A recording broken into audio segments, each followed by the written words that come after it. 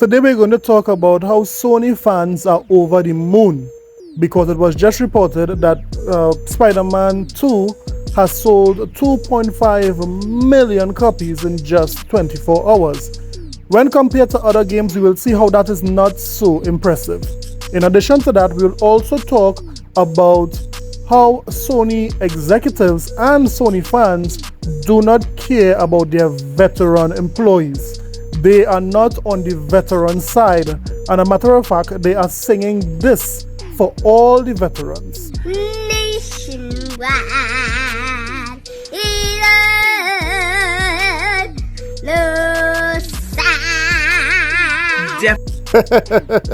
I hope these Sony veterans have some good insurance because it's looking like only Nationwide is on their side. Let's talk about it. This is a sickness! Let's get it. So for about 2 days, the pony community have been trying to fight off all the bugs that were in Spider-Man 2. I mean, there are so many bugs that even, major outlets are starting to cover this thing. Now, some light has come out for all the Sony fans, for all the ponies, for the end of the tunnel, because there are new reports saying that Spider-Man 2 sold 2.4 or 2.5 million copies in just 24 hours, which makes it the fastest selling game for PlayStation. Now, Sony fans are dancing. They are dancing and hopping. Yes, finally they have something that they can console war with. And this is really good.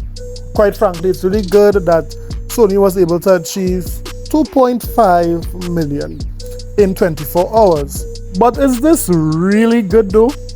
I mean, this game was bundled with the PlayStation 5, and every PlayStation 5 bundle will be counted as a sale. In addition to that, we have to remember that the PlayStation community was on a drought. They were starving, they were thirsty, and they were hungry. Why? Because Sony did not give these guys any first-party AAA game to play for the entire of 2023. So think about it. If you have nothing to play, all you have to do is console war on Twitter, and this game drops. It is expected that it not only sell 2.5, but it sell 4 million from an install base of more than 50 million consoles, right? But they were only able to achieve 2.5 million. I know this is PlayStation fastest selling game according to them. But if we was to compare this game to another company that does report sales for their game, how would they fare? Well, let's do exactly that. So you might be saying, why don't you use Xbox as a measuring rod to measure Spider-Man 2? Well, as most of you all ponies know, Xbox no longer reports sales.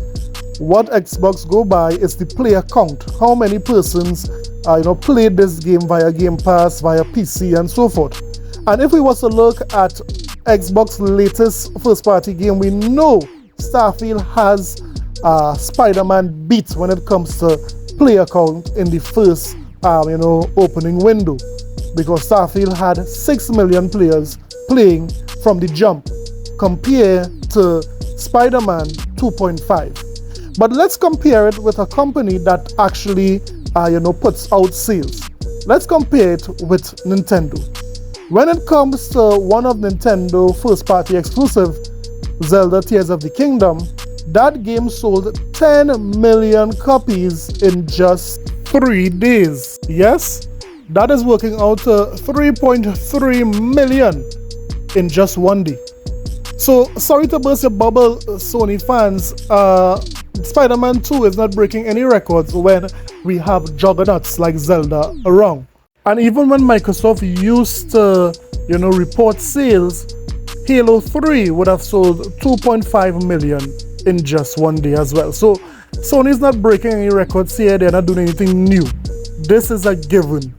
Sony fans had nothing to play for more than a year, so it's obvious that just like a bottle of water in the desert, they would go crazy for it. But let me hear what you think. Do you think that this is some sort of monumental thing, let me know in the comment sections below. The ones that came before us paved the way.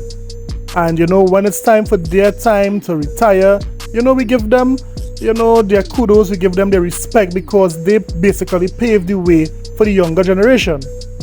Now, that is what normal company does with their, veteran employees. They pay homage, they pay respect to their employees. But not Sony PlayStation. They have a record for just ousting their executives, ousting the ones who would have made them millions of dollars. They did it with Jim Ryan, they did it with Sean Layden, and now they are doing it with Connie Booth.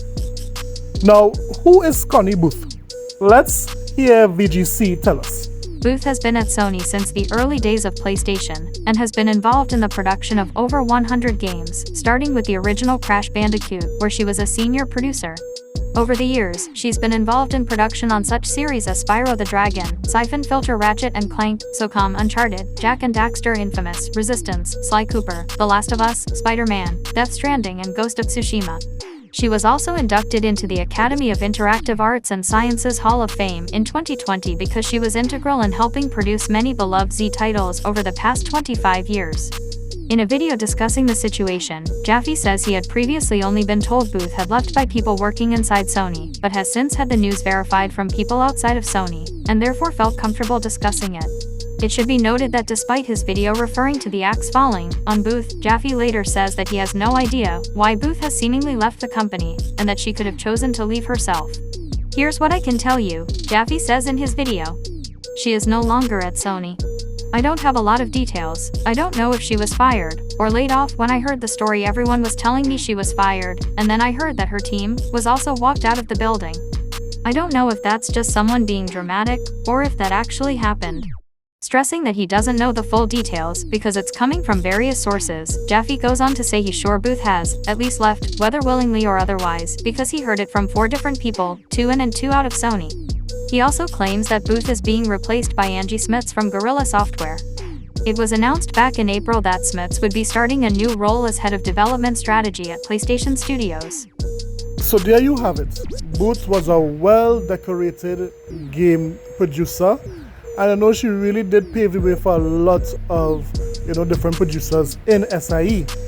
Now, what is strange about this is that, we are getting conflicting information when it comes to Booth. We are getting conflicting information when it comes to Jim Ryan and even Sean Layden.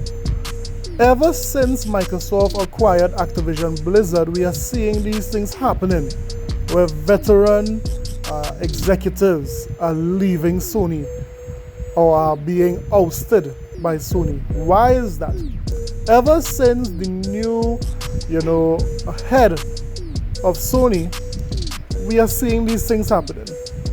Well, we don't know if more would happen, but one thing is for sure, Sony is telling all these older veterans, do me a favor, please. Get out of here. Get out of here, man. Now tell me what you think about it. Let me know if Sony is doing the right thing by getting all the older ones out and bringing in some new blood. Don't forget to like and subscribe for more videos. I'll see you guys in the next one. Later.